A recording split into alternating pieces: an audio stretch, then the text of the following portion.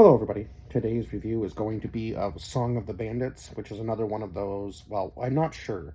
It might be a limited series. I guess there's been like no talks of bringing it back for a second season, but I guess maybe it's a possibility down the road.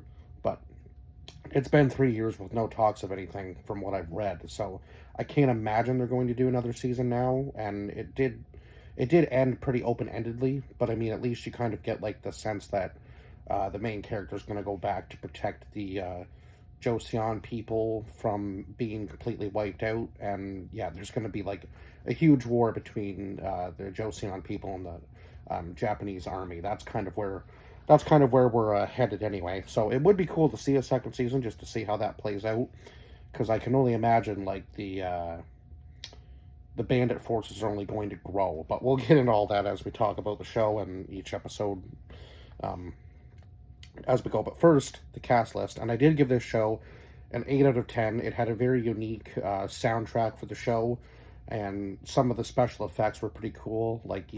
I noticed a lot of like the long shots and stuff.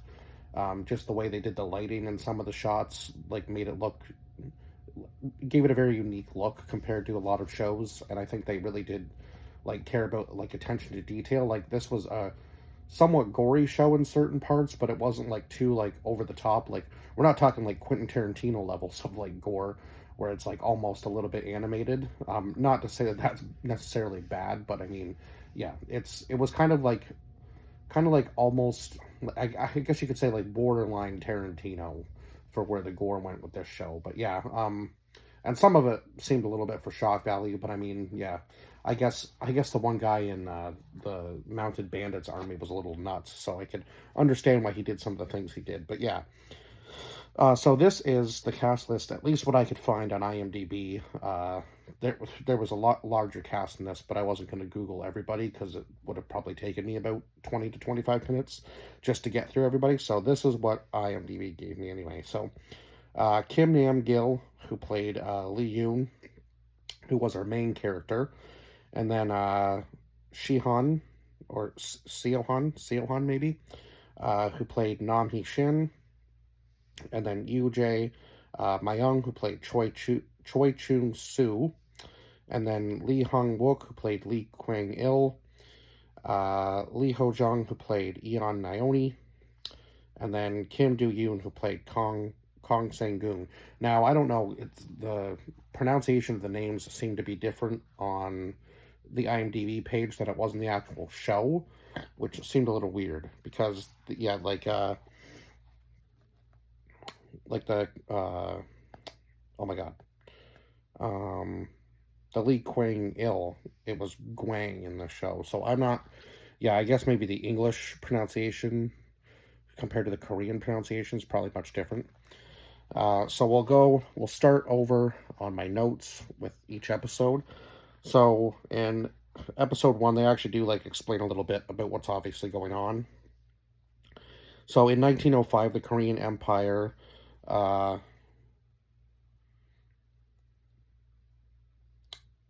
signed a forced treaty with Japan. So Koreans formed righteous armies, obviously, like in order to combat what Japan was doing, right? And then Japan's militia annihilation campaign drove soldiers to Manchuria and Yeon Haiju. I want to say that's how you pronounce that. So we first start out in Goiseong in October of 1915. So I guess this would be 10 years after the original events, obviously. So a voice comes over the PA telling the citizens to trust the government, claiming everyone will be rich, etc. Like, there was a whole bunch of different stuff, like kind of, basically follow whatever your government does and you won't die sort of thing. And yeah, I guess they were trying to promise people obviously a lot more than maybe they could have, and just trying to keep the peace and keep people happy, and then there wouldn't be any, like, I guess, breakouts or wars or battles started sort of thing. So yeah, it seemed like whoever was on the PA was trying to somewhat keep the peace. So then we go to a man getting a letter telling him the location of a person he is looking for, and then we go to Toi Pyong Dong, Um, oh, sorry. The person he is looking for is in Toipyeongdong at 18 Joyong 30 Ri Maijiang village in North Gando. That is a mouthful. So that is where he is traveling to.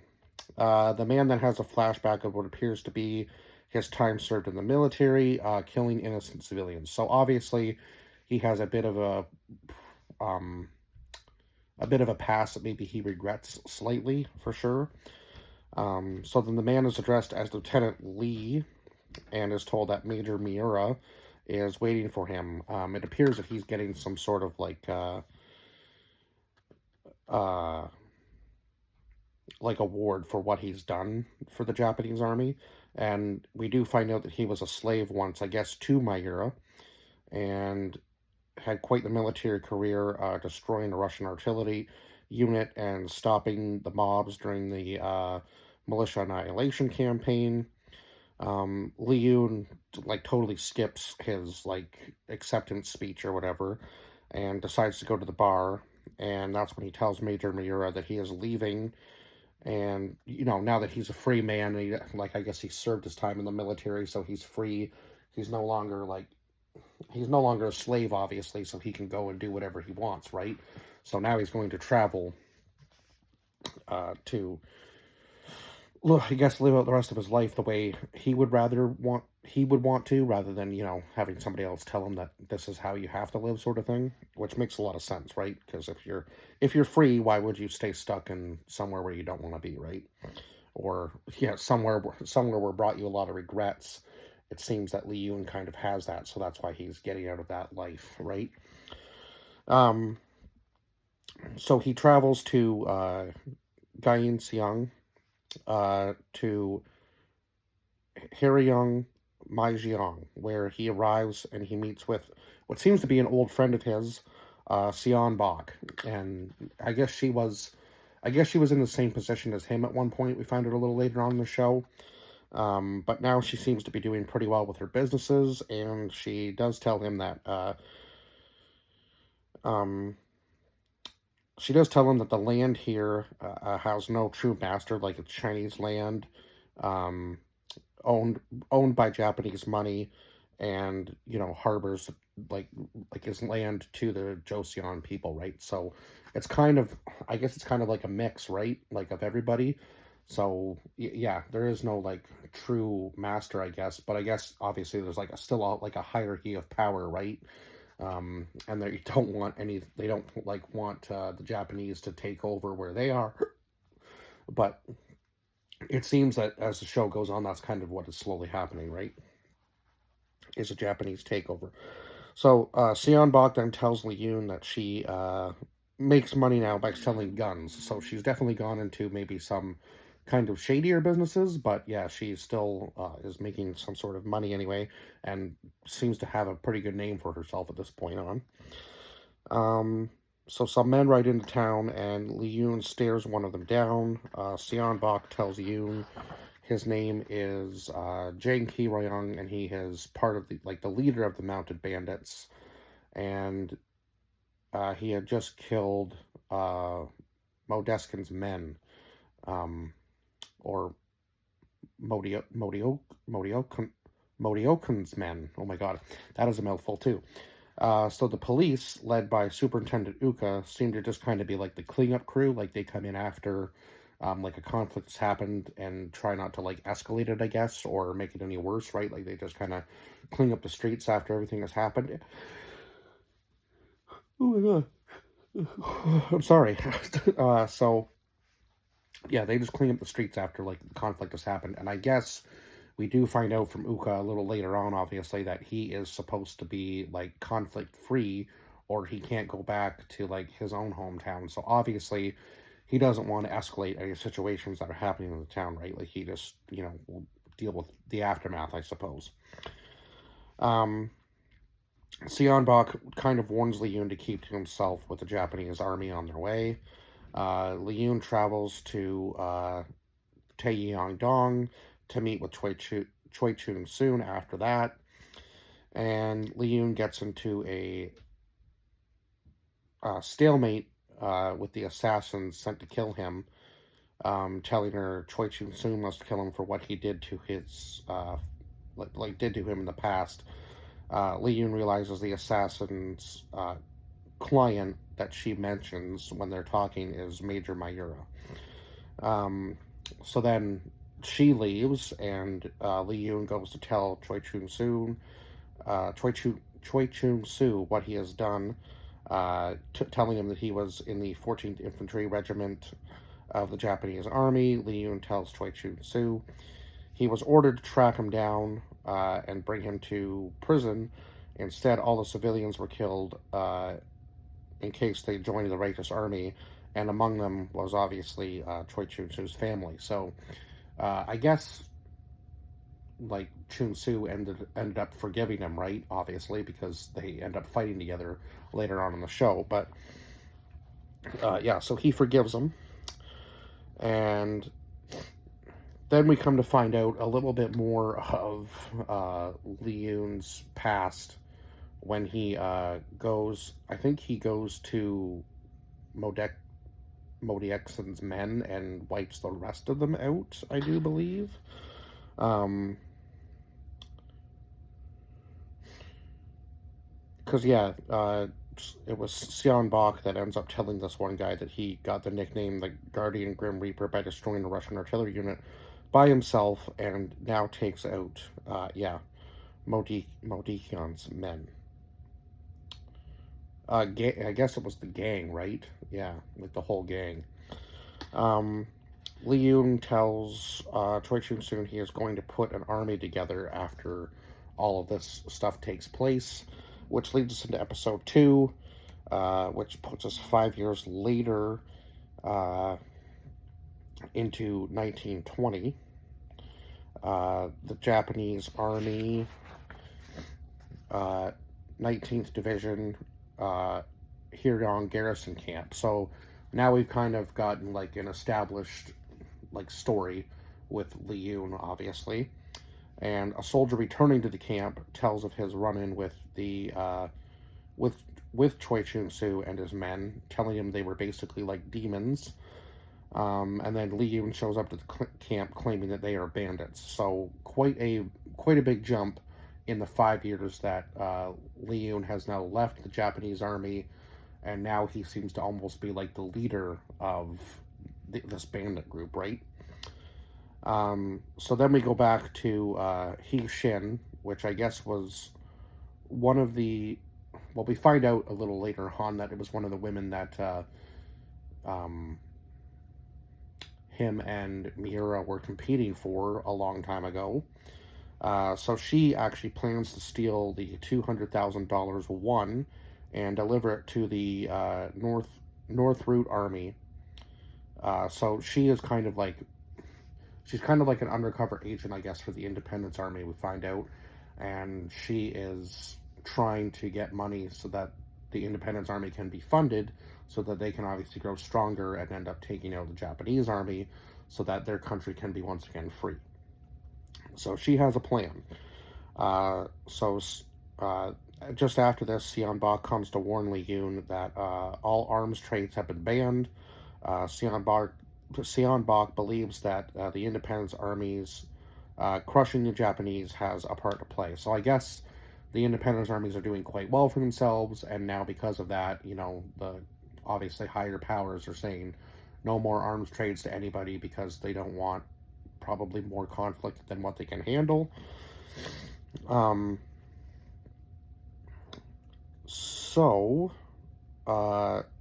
Bok then, you know, goes on about the plan of telling Lee Yoon that they should steal the money, funding the railroad so that the Japanese are unable to transport their soldiers, obviously, to where they are, right? And then He Shin at the same time hires Eon Naoni to steal the same money. So now we're getting like into like a pretty big conflict sort of thing, because Eon Naoni had told Lee Yoon that 5 years ago that if she ever saw him again, he would be a dead man, right? And she figures that he's probably dead as it is anyway at this point, because she would think that Choi Chun-soo had already killed him. Which leads us into episode 3, which takes us back to 16 years. back to 1904, which when I talked about Lee Yoon and Major Mayura, seem to be competing for the same woman, which ends up being He Shin, obviously. Um, and then Major Mayura confronts his uncle about working with Jae Suk, who they had caught like a few days ago, and asks his uncle to join on his side, but his uncle refuses, only be arrested after leaving the little restaurant where they had their sit-down meeting. So, yeah, Miura wants him to join his side, but his uncle says, I don't want to see, like, the path you're going down, he thinks is wrong, right? So he wants to see things returned to the way they were before the Japanese were basically taking over everything. So Major Mayura ends up torturing his uncle and asks him who Jae Suk was meant to meet with the day they caught him, but of course he obviously won't give that information up, and then ends up taking his own life inside of the little prison cell because one of Miura's guys ends up bringing a gun to the interrogation room where they were torturing him and asking him questions, so he was able to grab that and, end his own life before he was, questioned any further or tortured any further. So he does spill at least a little bit of information, of course, enough that Miura can now go to Gando.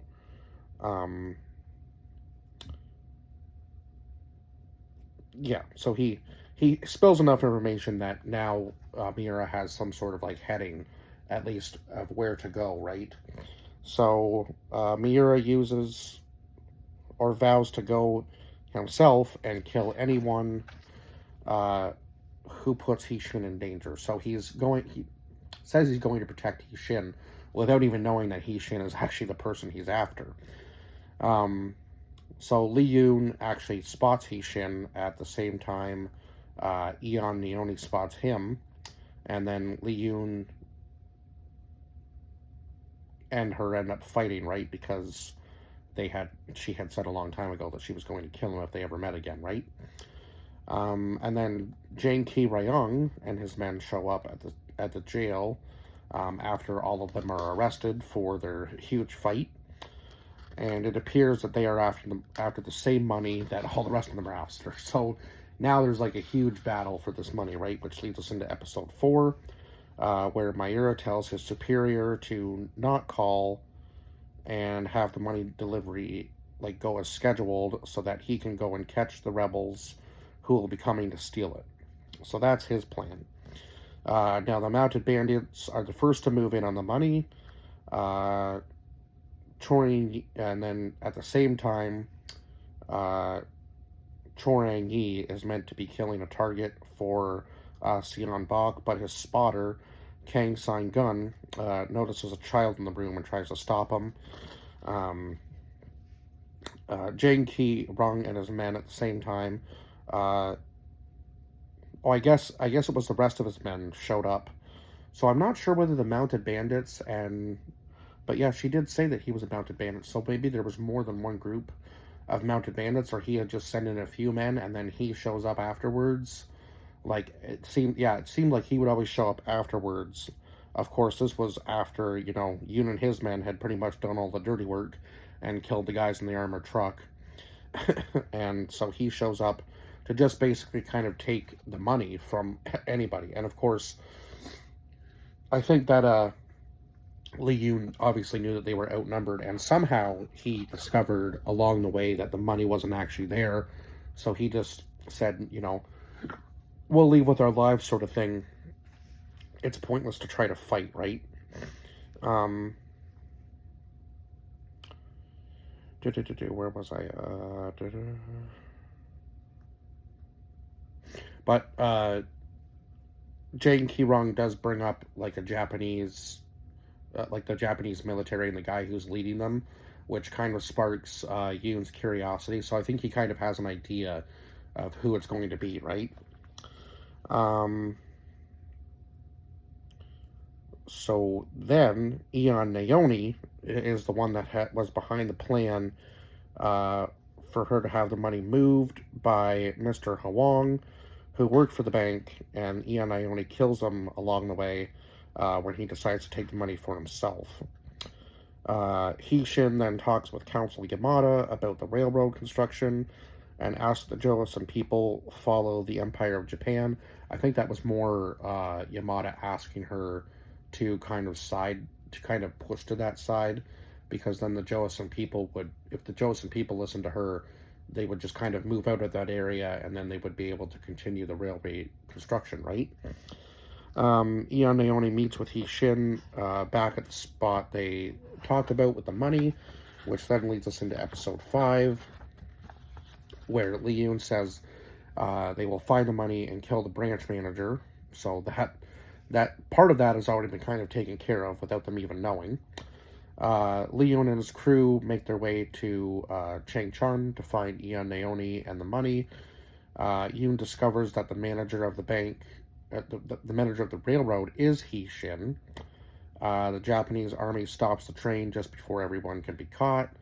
And then I guess this was kind of like Lee Yoon's luck all the time, it seemed. Like, just before any of them could really be taken out, a sandstorm ends up rolling in. So, at this point, Miura is kind of like freaking out and just says, kill everybody, because he doesn't want the, courier to get away, right? Like, he wants to be able to catch them. And of course, he brings himself to shoot Eon Naoni, but he can't bring himself to shoot Lee Yoon when he sees him. So, but I think he wanted to bring Eon Naoni in, obviously, for some questioning, because eventually he does kind of torture her a little bit and tells her that if she doesn't kill Lee Yoon, that she's going to die herself, right? Now, Lee Yoon vows to protect Hishin so she can deliver the money to the Independence Army, obviously after finding out that she's been undercover this entire time, basically. And then, like I said, Mira asks Naoni to kill Lee Yoon and finish the job that she couldn't complete 5 years ago. Hishin and Yoon do deliver the money, only to find that they were being set up, and Hishin is shot in the chaos. So then they actually end up having to go back into... They end up having to go to this town in order for her to heal for a few days. So that was in episode 6, I do believe. So Eon Naoni was taken in by Choi Chung-soo after her family was killed by mounted bandits. That was in a flashback. So we kind of get like this huge connection between Eon Naoni and the rest of the group now at this point. And Choi Chung-soo said that he blamed himself for what happened to the Joseon people, saying saying that he had abandoned them, basically. So then in the present time, Eon Naoni tells Choi Chung-soo she must find Lee Yoon or she will end up dead herself. She also tries to convince Choi Chung-soo and the not to trust Lee Yoon, telling them he will never be able to kill Nam Hee-shin based on his past with her. Now, after that, they kind of, decide to turn on Lee Yoon a little bit, which is not maybe the best decision. But, yeah, they were listening to the wrong person at that point. So Miura discovers the location of the courier after receiving news of deserters being killed. So he plans to travel to Gyeongwaljin now. Yoon's men confront him, leading Eon Naoni right to him. But she is still unable to finish the job with the Japanese army showing up. So it almost seems like, even though... Like, it seemed like there was always something that would happen to them, whether it was good luck or bad luck, right? And Eon Naoni probably had the worst luck of all of them, because it seemed that Mayura would always show up at the worst time, and he was always kind of like out of his jurisdiction, so it never really worked out that well for him anyway. But yeah, like, he was kind of like fighting tooth and nail to kind of like push the boundaries on what he could do and where. So yeah, it was kind of crazy to watch him just kind of go a little AWOL, I guess, and not really care about the rules. He just kind of did whatever he wanted to do. So Eon Naoni is now tasked not only with killing Yoon, but now she has to kill He-shin on top of that. But Choi Chung-soo warns her that this is a bad idea, and she may end up getting killed herself, because I think she assumes that killing Yoon is going to be a simple task, but I don't think she knows all of Yoon's past, obviously, and how dangerous of a man he actually is. So again, she kind of laughs it off and says, like, I've got to complete this task. Please stay out of my way, or I'll have to kill you too. Like, if you get in my way, you will also become a target of mine, sort of thing. So Choi Chun-soo also tells her that he already knows what Lee Yoon has done in the past anyway, so it's not a big deal. Like, he's all is forgiven, sort of thing. And I believe Eon Naoni kind of calls him crazy for that, but it is what it is, right? Which leads us into episode 7, where Eon Naoni actually does decide not to kill Lee Yoon once again after hearing how his parents died and the regret he felt for what he did in the army and the choices he made. The choice he had to make of either dying or running away, basically. Because I don't think he probably would have died in war, or maybe he would have taken his own life. I'm not really sure, but it seemed like those were his only two choices, were to get out or probably end up dying somehow by either, going against what his orders were, potentially. I'm thinking maybe that was more of what he was talking about. So when Eon Naoni tries to leave, she is caught by Uka and is questioned about why she is there, but she won't answer and just tells him to call Major Mayura. Now, of course, Major Mayura lies, saying he doesn't know who Eon Naoni is, telling Uka to do whatever he wants with her. So Uka decides that he is going to execute her the next day. And she is fortunately able to get out of jail and, not be executed. But, yeah, she got lucky. But then in the same breath, Mayura ends up setting out to finish the job himself. So, yeah, again, he's not really taking into consideration, I guess maybe at this point he doesn't really probably trust Eon Naoni that much anyway, because if she didn't do the job 5 years ago, why is she going to do it now, sort of thing. I guess that makes a little bit of sense from that side of things, I suppose. So He, Shin, and Yoon, obviously now, because the Japanese army has shown up, can't make it out together with the Japanese army there. So a face-off occurs between Oka and Mayura, and Naoni ends up shooting the wrong person. And obviously because of that, they think that one of them has shot their men, so they end up having this huge battle. Yoon and Naoni end up having to work together to escape from not only Mayura's men, but also Uka's forces as well. Choi Chun-soo shows up with the rest of the bandits, and Mayura is forced to flee. Mayura then tries to catch the carriage that Lee Yoon is in before he can escape, but doesn't make it in time, and He, Shin is able to make it to safety. So at this point, Mayura still doesn't know who the courier is. So thankfully, Lee Yoon was able to get her to safety, and he does finally tell He, Shin his name at this point, and she actually remembers who he is. So that was quite shocking that she actually was able to remember who he was after all these years. Which leads us into episode 8.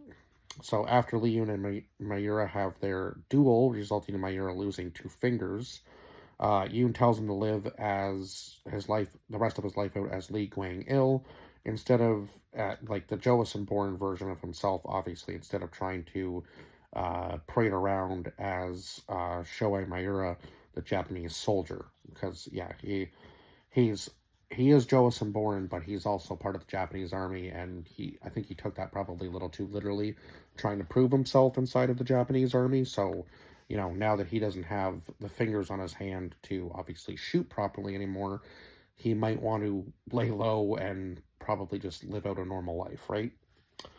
And just when it looks like Gwang-il and Lee Yoon are going to be killed, the Independence Army shows up. So obviously, all of this was a big payoff for He, Shin, and Lee Yoon to make it there, so that the Independence Army was warned enough to come in and, save Lee Yoon's life, obviously.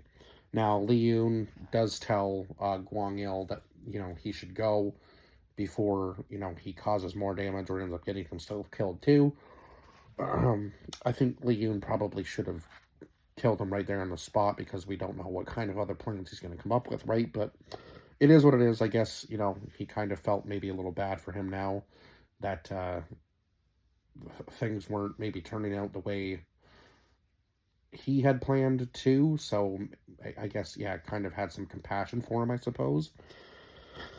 So then Jane Ki-rung and his men show up and began taking out everyone, including Chang Chu-soon and his men, because they are trying to find out where Taeyong-dong is. That's where they want to know. And I think they want to obviously kill all the people that are there, right? They don't really care. Like, at this point, they're just out for blood. It seems that that's what they were out there for. It almost was like that whole scene there. It almost seemed like Choi Chun-soo's army or bandits there were like fighting basically like almost like a better version of themselves in the other army. It was just like almost like looking in the mirror, right?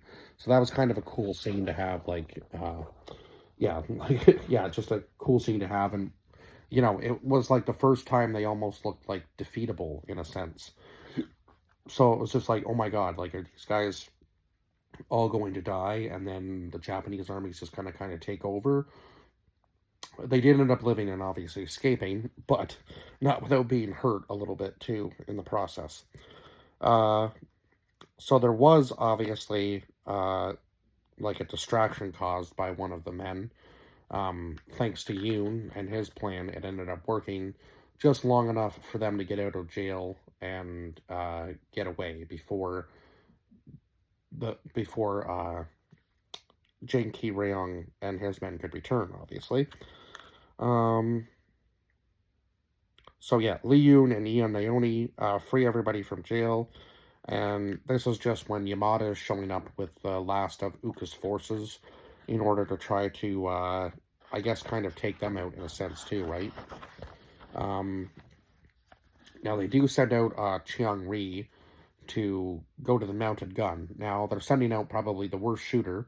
Now he was good with hand-to-hand combat and his axes. He seemed to have phenomenal aim with that. But when it came to any like fire, like weapon, other than his axes, he was just horrible with it. Like he would miss with the guns, like miss every shot. Like he had the proper stance, he just was no good at aiming. But I guess with a mounted gun and like a long strip of bullets, you don't really have to have much aim, right? So he just kind of like takes everybody out. And then he somehow thinks that he's killed everybody in the jail too when they don't answer him right away. But they do come out and he kind of gives them a little bit of crap for that because he's like, did you not hear me talking when I was saying, you got to come out like now? Like, and then he's like, oh my god, I've killed them all too, right? So after all of these events take place, obviously, like the big battle in the city, and then the duel and getting the money to the Independence Army, it seems that they have some pretty high bounties on their heads, so they're kind of looking at that and laughing. And He-shin brings news to the Independence Army that the Japanese army plans to travel to Gondo to wipe out the last of the Joseon people.